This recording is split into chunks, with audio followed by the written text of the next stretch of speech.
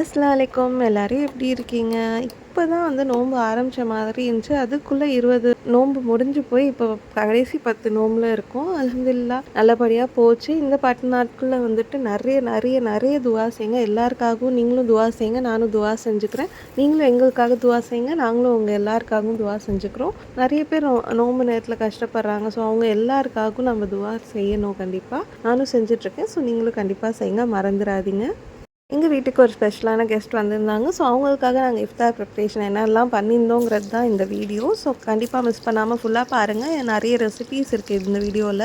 நம்ம ஒன்று செய்யணும்னு நினைப்போம், ஆனால் அதுக்கு அப்படியே ஆப்போசிட்டாக ஒன்று நடந்துடும். ஸோ அதுக்காக நம்ம கவலைப்படாமல் அதுலேயே நம்ம எப்படி பெட்டராக செய்கிறதுன்னு பார்த்து நம்ம செஞ்சிடணும். ஸோ அந்த மாதிரி தான் எனக்கு ஒரு இன்சிடென்ட் நடந்துச்சு. இந்த வீடியோ ஃபுல்லாக பாருங்கள். அப்போ தான் அந்த இன்சிடென்ட் என்னங்கிறது உங்களுக்கு தெரியும். Hey everyone, welcome to my channel. This is Shaheen from Architect Studio.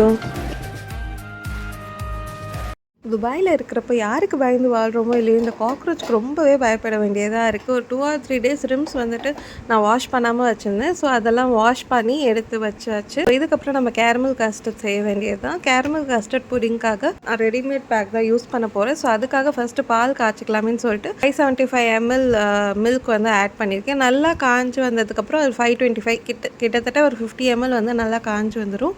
நம்ம கஸ்டர்ட் செஞ்சுக்கலாம். அது வரைக்கும் நம்ம வந்துட்டு ஹலீம் செய்கிறதுக்காக எல்லா இன்க்ரீடியன்ஸும் எடுத்து வச்சுக்கலாம். ஊற போட்டு ஒரு 3 hours ஆச்சும் மினிமம் ஊறணும். 3 to 4 hours ஊறினா ரொம்ப நல்லாயிருக்கும். பட் எனக்கு டைம் இல்லாததுனால நான் 3 hours ஊற போட்டிருந்தேன். ஃபர்ஸ்ட் வந்துட்டு நம்ம ப்ரோக்கன் வீட் கோதுமை வந்துட்டு ரவை மாதிரி கிடைக்கும், அது வாங்கி நீங்கள் வந்துட்டு ஆட் பண்ணிக்கலாம். 1 cup அந்த ப்ரோக்கன் வீட் ஆட் பண்ணியிருந்தேன். இப்போ நம்ம முழு உளுந்து ஆட் பண்ணிக்கலாம். முழு உளுந்து ஒரு கையளவு, மூங்கால் ஒரு கையளவு, மசூர் தால் ஆட் பண்ணிக்கலாம், அதுவும் ஒரு கையளவு. கூடவே சனா தால் வந்துட்டு ஒரு கையளவு ஆட் பண்ணிக்கலாம். இதெல்லாம் நம்ம ஆட் பண்ணதுக்கப்புறம் நம்ம தண்ணியில் ஊற வச்சிடலாம். ஊற வச்சு நல்லா மிக்ஸ் பண்ணி விட்டுக்கோங்க. அப்போ தான் எல்லாமே நல்லா வந்துட்டு இம்மர்ஸ் ஆகும். நல்லா மிக்ஸ் பண்ண உடனே நிறைய தண்ணி ஆட் பண்ணிக்கோங்க. ஃபுல்லாக ஆட் பண்ணிக்கோங்க. அப்போ தான் நல்லா ஊறி வரும். நம்ம கஸ்டர்ட் செஞ்சிடலாம். ஆல்ரெடி காய்ச்சி வச்சுருக்க பாலில் வந்து ஆறுனதுக்கப்புறமா பாலாடை வந்துச்சு. ஸோ அதை நம்ம எடுத்துடலாம். இல்லைனா கஸ்டர்ட் செய்கிறப்ப அது வந்து லம்பாக வரும். ஸோ இப்போ நம்ம கஸ்டர்ட் பவுட்ரு எடுத்து 2 பேக்கெட்டாக இருக்கும். அதில் ஒன்று வந்து கேரமல் சாஸாக இருக்கும், இன்னொன்று வந்துட்டு நம்ம அந்த கஸ்டர்ட் பவுடராக இருக்கும். ஸோ அந்த ரெடிமிக்ஸ் பவுடர்லேயே வந்துட்டு சுகர் இருக்கும். ஸோ நீங்கள் எக்ஸ்ட்ராவாக ஆட் பண்ண தேவையில்லை. அந்த ரெடிமிக்ஸ் பவுடர் போட்ட உடனே நீங்கள் வந்துட்டு மிக்ஸ் பண்ணிகிட்டே இருக்கணும் சிம்மில் வச்சு. இல்லைனா வந்து அடி பிடிச்சிரும் அண்ட் லம்ஸாக ஃபார்ம் ஆகிடும். நல்லா ஒரு 2 to 3 minutesக்கு வந்துட்டு நல்லா மிக்ஸ் பண்ணிக்கிட்டே இருங்க. ஓரளவு நல்லா எல்லா பவுடரும் டிசால்வ் ஆனதுக்கப்புறமா நம்ம வந்துட்டு மோல்டில் ஊற்றிக்கலாம். நீங்கள் நல்லா டிசால்வ் ஆனதுக்கப்புறமா நீங்கள் சிம்மில் வைக்கக்கூடாது, நீங்கள் ஆஃப் பண்ணிடணும். நாங்கள் குட்டி குட்டியாக சிலிக்கான் மோல்ஸ் எடுத்து வச்சுருந்தோம். ஸோ அதில் தான் நாங்கள் ஊற்ற போகிறோம். ஸோ கேரமல் சாஸ் கட் பண்ணிவிட்டு கொஞ்சம் கொஞ்சமாக எல்லா மோல்ட்லேயும் நம்ம ஊற்றிக்கலாம். நீங்கள் இப்படி இல்லாமல் ஒரு பெரிய பவுலில் கூட ஊற்றிக்கலாம். நான் வந்துட்டு யூஸ்வலாக கேக் மோல்டில் ஊற்றிட்டு அதில் வந்துட்டு அப்படியே நான் இன்வெர்ட் பண்ணிவிட்டு ட்ரேயில் சர்வ் பண்ணிக்குவேன் கட் பண்ணி. இந்த டைம் வந்து டிஃப்ரெண்ட்டாக ட்ரை பண்ணலாம், குட்டி குட்டியாக ட்ரை பண்ணலாம். ஷாசியாக்கு இந்த மாதிரி ரொம்ப பிடிக்குமேன்னு சொல்லிட்டு குட்டி குட்டி பவுலில் வந்துட்டு நான் வந்துட்டு சர்வ் பண்ணியிருந்தேன். ரொம்பவே நல்லா இருந்துச்சு பார்க்குறதுக்கே. உங்கள்கிட்டயும் குட்டி குட்டி கப்பு இல்லைனா ஸ்டெயின்லெஸ் ஸ்டீல் கிளாஸஸ் இருந்தாலும் ட்ரை பண்ணி பாருங்கள். அதுவுமே ரொம்ப அழகாக இருக்கும் பார்க்குறதுக்கு இன்வெர்ட் பண்ணதுக்கப்புறமா.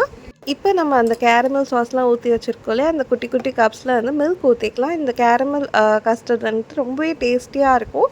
ஸோ நீங்கள் கண்டிப்பாக ட்ரை பண்ணி பாருங்கள். கீழே வந்துட்டு கேரமலைஸ் லேயர் மாதிரியும் மேலே வந்துட்டு மில்க் ஊற்றுறதுனால அது இன்வெர்ட் பண்ணோன்னே அப்படியே மேலே கேரமலைஸ்டும் கீழே வந்து மில்க், அந்த பார்க்குறதே ரொம்ப க்யூட்டாக இருக்கும் அந்த ஷேப்ஸ்லாம். மோல்டில் நீங்கள் வந்து செட் பண்ணுறீங்கன்னா ஃப்ரிட்ஜில் வச்சுக்கோங்க. எனக்கு ரொம்ப டைம் கம்மியாக இருக்கிறது ப்ளஸ் சளி பிடிச்சிருமேங்கிறதுக்காக நான் வெளியே ஹாலில் வந்துட்டு ஏசி போட்டுருந்துச்சு. ஸோ அதில் தான் வச்சு நான் செட் பண்ணியிருந்தேன். நான் ரெஃப்ரிஜரேட் பண்ணலை. யூஸ்வலாக ரெஃப்ரிஜரேட் பண்ணி நோம்பு நேரத்தில் சாப்பிட்டா சளி பிடிச்சிது. அது சரியாகிறதுக்கே 1 week ஆகிடுது. ரொம்ப கஷ்டமாக இருக்குது. ஸோ நான் எதுவுமே வந்துட்டு ஃப்ரிட்ஜில் வைக்காமல் அப்படியே நான் வெளியே வச்சு தான் இதை வந்துட்டு சர்வ் பண்ணோம்.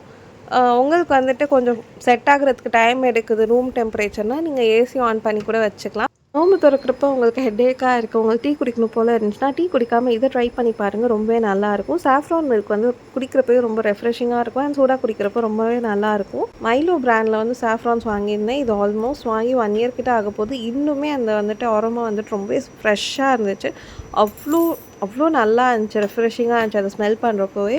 மைலோ பிராண்டில் நீங்கள் வாங்கி ட்ரை பண்ணி பாருங்கள். இது ப்ரொமோஷன் வீடியோ கிடையாது, ரொம்பவே நல்லா இருக்கிறதுனால நான் உங்களுக்கு சஜஸ்ட் பண்ணுறேன். இதை வந்துட்டு நம்ம இடித்து போட்டுக்கிட்டால் நல்லாயிருக்கும். சூடான பால் வந்துட்டு அப்படியே போட்டாலும் கொஞ்சம் ஃப்ளேவர் தான் இறங்கும். இடித்து போட்டுக்கிட்டால் அந்த கலரும் நல்லாயிருக்கும், அந்த அரோமாவும் ரொம்ப நல்லாயிருக்கும். ஸோ நீங்கள் இந்த மாதிரி இடித்து கொஞ்சம் பால் கலந்து நல்லா இன்னொரு வாட்டி இடிச்சுக்கிட்டு அதை பாலில் மிக்ஸ் பண்ணிங்கன்னா கலரும் ப்ரைட்டாக தெரியும் அண்ட் ஸ்மெல்லும் ரொம்ப நல்லா இருக்கும். ஸ்ட்ரான்ஸும் டிசால்வ் ஆகிடும், இல்லைனா நம்ம ஸ்ட்ரான்ஸ் அப்படியே பெருசாகவே இருக்கும். எனக்கு சூடாக தான் குடிக்க பிடிக்கும். உங்களுக்கு ஜில்லுன்னு குடிக்க பிடிச்சிருந்துச்சுன்னா நீங்கள் ஃப்ரிட்ஜில் வச்சு ட்ரை பண்ணி பாருங்கள். நம்ம இப்போ தேவையான அளவு சுகர் ஆட் பண்ணிக்கலாம். நிறைய சுகர் ஆட் பண்ணிடாதீங்க, அதுக்கப்புறம் திகட்டிடும். இது நிறையா குடிக்கிறதுனால நம்ம வந்து கொஞ்சம் மைல்டாக சுகர் ஆட் பண்ணிக்கிட்டால் டேஸ்டியாக இருக்கும். இது கூடவே பாதாம் இடித்து சேர்த்துக்கிட்டாலும் ரொம்பவே டேஸ்டியாக இருக்கும். அதுவும் ஊற வச்ச பாதாம் சேர்த்தா இன்னும் டேஸ்டியாக இருக்கும். பட் என்னால் அன்றைக்கி பண்ண முடியல, நான் மறந்துட்டதுனால நான் அன்றைக்கி ஆட் பண்ணல. இது சும்மா குடித்தாலும் நல்லாயிருக்கும், பாதாம் ஆட் பண்ணி குடித்தா இன்னுமே டேஸ்ட் வந்து என்ஹான்ஸ் பண்ணும். தவிர இது நார்மலாக குடித்தாவே ரொம்ப டேஸ்டியாக இருக்கும். ஸோ கண்டிப்பாக ட்ரை பண்ணி பாருங்கள். நாட்டு சர்க்கரை ஆட் பண்ணிடாதீங்க, வெறும் சுகர் தான் ரொம்பவே நல்லாயிருக்கும். இந்த பருப்புலாம் இன்னும் கொஞ்சம் ஊறணும். இப்போ தான் நான் செக் பண்ணேன், இன்னும் கொஞ்சம் 1 hour ஒன்றா நல்லாயிருக்கும்னு தோணுச்சு. ஸோ அது வரைக்கும் நம்ம தேவையான திங்ஸ்லாம் கட் பண்ணி ரெடி பண்ணி வச்சுக்கலாம்னு சொல்லிட்டு நான் 3 ஆனியன்ஸ் எடுத்திருந்தேன். நான் வந்துட்டு 1/2 கிலோ மட்டனுக்கு வந்து 3 ஆனியன்ஸ் எடுத்திருந்தேன். நீங்கள் வந்துட்டு எவ்வளோ மட்டன் எடுக்கிறீங்களோ அதுக்கேற்ற மாதிரி நீங்கள் எடுத்துக்கோங்க.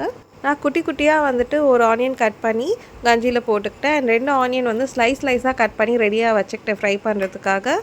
ஆனியன் எண்ணெயில் போட்டு நல்லா சாட்டே பண்ணதுக்கப்புறமா நம்ம ஒரு பச்சை மிளகா ஆட் பண்ணிக்கலாம். உங்களுக்கு காரமாக பிடிக்கும்னா நிறைய பச்சை மிளகா ஆட் பண்ணிக்கோங்க. பட் நோம்பு நேரத்தினால நம்ம நிறைய பச்சை மிளகா ஆட் பண்ணாமல் 1 or 2 ஆட் பண்ணாவே போதும். இன்னொரு கடாய் எடுத்துக்கோங்க. அதில் வந்துட்டு நம்ம இப்போ ஃபஸ்ட்டு கேஷ்யூஸ் ஃப்ரை பண்ணிக்கலாம். நம்ம கஞ்சிக்கு மேலே வந்துட்டு கேஷ்யூஸ் அண்ட் ஃப்ரைட் ஆனியன்ஸ் போடுறதுக்காக ஃபஸ்ட் நான் ஒரு டேபிள் ஸ்பூன் கீ எடுத்துக்கிட்டு சூடாகிற வரைக்கும் நம்ம ஜிஞ்சர் கார்லிக் பேஸ்ட் ஆட் பண்ணிக்கலாம். ஆல்ரெடி ஃப்ரை பண்ணிகிட்ருக்க ஆனியன்ஸில் வந்து நம்ம 1 tablespoon ginger garlic paste add பண்ணிக்கலாம். நல்லா மிக்ஸ் பண்ணி விட்டுட்டு சிம்மில் வச்சுருங்க. சிம் பண்ணிவிட்டு கேஷ்யூஸ் ஆட் பண்ணிக்கலாம். கேஷ்யூஸ் வந்துட்டு கீயில் ஆட் பண்ணி நல்லா ஃப்ரை பண்ணிக்கலாம். லைட்டாக கோல்டன் ப்ரௌன் ஆனோடனே ஸ்விட்ச் ஆஃப் பண்ணிவிட்டு நீங்கள் இறக்கிடுங்க. இப்போ இந்த கேஷ்யூஸ் ஃப்ரை பண்ண கீ இருக்கும் இல்லையா, ஸோ அதை எடுத்து நம்ம வந்துட்டு ஆல்ரெடி வதக்கிட்டு இருந்த ஆனியன்ஸில் போர் பண்ணிக்கலாம். போர் பண்ணதுக்கப்புறம் நல்லா மிக்ஸ் பண்ணி விட்டுட்டு இப்போ நம்ம மட்டன் ஆட் பண்ணிக்கலாம். நான் ஒரு விஷயம் சொதப்பிடுச்சுன்னு சொன்னேன் இல்லையா, ஸோ நான் ஆர்டர் பண்ணது கடையில் வந்துட்டு 500 grams போன்லெஸ் கேட்டிருந்தேன். ஸோ அவங்க என்ன பண்ணாங்கன்னா 500 grams போன்லெஸ் இல்லை, போனோட தான் இருக்குது அப்படின்னாங்க. நான் என்ன சொன்னேன், அவங்கக்கிட்ட மட்டன்லேருந்து போன் தனியாக எடுத்துகிட்டு போன்லெஸ் வந்து 500 grams வேணும், மிச்சம் இருக்க போன்ஸ் வந்துட்டு எவ்வளோ வெயிட் இருக்கோ அதுக்கேற்ற மாதிரி நீங்கள் கொடுத்துருங்க, ஒன்றும் பிரச்சனை இல்லை, நான் வந்துட்டு சூப் மாதிரி வச்சுக்கிறேன்னு சொன்னேன். அவங்க எப்படி புரிஞ்சுக்கிட்டாங்கன்னு தெரியல, இந்த மாதிரி கொடுக்காம வேறு விதமாக கொடுத்துட்டாங்க. நிறைய போன்ஸ் இருந்தது வந்து எடுத்துகிட்டு வெறுமனே வந்துட்டு 500 grams வந்து கொஞ்சம் கொஞ்சமாக போன் இருக்க பீஸாக கொடுத்து அனுப்பிச்சிட்டேன். எனக்கு வந்துட்டு ஃபர்ஸ்ட் வந்து ஹலீம் செய்கிற ஆசையாக தான் இருந்துச்சு. இந்த மாதிரி அவங்க கொடுத்தது வந்துட்டு நான் வீட்டுக்கு வந்து தான் பார்த்தேன். ஸோ ஹலீம் செய்யாமல் ஹலீம் கஞ்சி மாதிரி செஞ்சிடலாம், கொஞ்சம் வந்து திக்காக இல்லாமல் கொஞ்சம் தின்னா கஞ்சி கன்சிஸ்டன்சியில் செஞ்சிடலாம்னு சொல்லி நான் செய்ய ஆரம்பிச்சிட்டேன். இப்போ நம்ம தேவையான ஸ்பைசஸ் ஆட் பண்ணிக்கலாம். ஃபர்ஸ்ட் வந்துட்டு red chilli powder 1 teaspoon, cumin powder 1 teaspoon, coriander powder 1 teaspoon, turmeric powder வந்து 1/4 teaspoon, அதுக்கப்புறம் பெப்பர் பவுடர் வந்து 1/2 teaspoon அண்ட் இப்போ சால்ட் வந்துட்டு 2 teaspoons ஆட் பண்ணிக்கலாம். எல்லாத்தையும் நல்லா மிக்ஸ் பண்ணி விட்டுக்கோங்க. உங்களுக்கு கரம் மசாலா டேஸ்ட் பிடிக்குன்னா நீங்கள் நிறைய ஆட் பண்ணிக்கலாம். நான் வந்துட்டு 1 teaspoon தான் ஆட் பண்ணியிருந்தேன், ஏன்னா நம்ம ஹோல் ஸ்பைசஸ் எதுவுமே இதில் போடாததுனால 1 teaspoon ஆட் பண்ணியிருக்கேன். நான் மட்டன் வந்து 500 grams போனோடு போட்டதுனால 1 teaspoon ஆட் பண்ணியிருக்கேன். நீங்கள் வந்துட்டு போன்லெஸ் போட்டிருந்தீங்கன்னா 1.5 teaspoons கிட்ட கூட ஆட் பண்ணிக்கலாம் கரம் மசாலா. எல்லா ஸ்பைசஸும் போட்டாச்சு. ஸோ நம்ம இப்போ நல்லா மிக்ஸ் பண்ணி விட்டுட்டு இப்போ நம்ம ஊற வச்சுருந்த பருப்பெல்லாம் போட்டுக்கலாம். நல்லா தண்ணி வந்துட்டு வடிகட்டிட்டு நீங்கள் இந்த மாதிரி ஓட்டையான ஸ்பூன் இருந்துச்சுன்னா நீங்கள் இந்த மாதிரி தண்ணி வடிகட்டிட்டு ஈஸியாக போட்டுடலாம். எல்லாத்தையும் வடிகட்டிட்டு நல்லா போட்டதுக்கப்புறமா நம்ம நல்லா கிளறி விட்டுக்கலாம். கிளறி விட்டுட்டு நம்ம தேவையான அளவு வாட்டரை போர் பண்ணிக்கலாம். நான் வந்துட்டு 1 liter வாட்டர் ஆட் பண்ணியிருந்தேன். அடியிலேருந்து நல்லா கிளறி விட்டுக்கோங்க, அப்போ தான் பருப்புலாம் வந்து அடி பிடிக்காமல் இருக்கும். இல்லைனா மிக்ஸ் ஆகாமல் கீழே வந்துட்டு இங்கே இருந்துச்சுன்னா நம்மளுக்கு சீக்கிரமாக அடி பிடிச்சிரும். மீடியம் ஃப்ளேமில் வந்துட்டு 10 to 15 minutes வரைக்கும் நீங்கள் வச்சுக்கோங்க. மேக்ஸிமம் ஒரு 6 whistles வர வரைக்கும் மீடியம் ஃப்ளேமில் வச்சுக்கோங்க. அதுக்கப்புறம் சிம்மில் வந்து ஒரு 5 minutes வச்சுக்கோங்க. விசிலுக்கு கீழே இந்த மாதிரி தின்னா டிஷ்யூ பேப்பர் வச்சிங்கன்னா கீழே வந்துட்டு நிறைய பருப்பு தண்ணியெல்லாம் சிந்தாமல் இருக்கும். பருப்புக்கும் சரி ரைஸுக்கும் சரி நான் எப்போவுமே டிஷ்யூ பேப்பர் வைப்பேன். ஆனியன் ஃப்ரை பண்ணுறதுக்காக ஒரு கடாயில் எண்ணெய் போர் பண்ணிக்கலாம். எண்ணெய் போர் பண்ணிவிட்டு சூடானதும் நம்ம வந்துட்டு ஸ்லைஸ் ஆனியன்ஸ் இதில் போட்டுக்கலாம். போட்டோடனே கரண்டியால் நல்லா உதிரியாக எடுத்து விட்டுருங்க, அப்போ தான் வந்து நல்லா ஃப்ரை ஆகும்.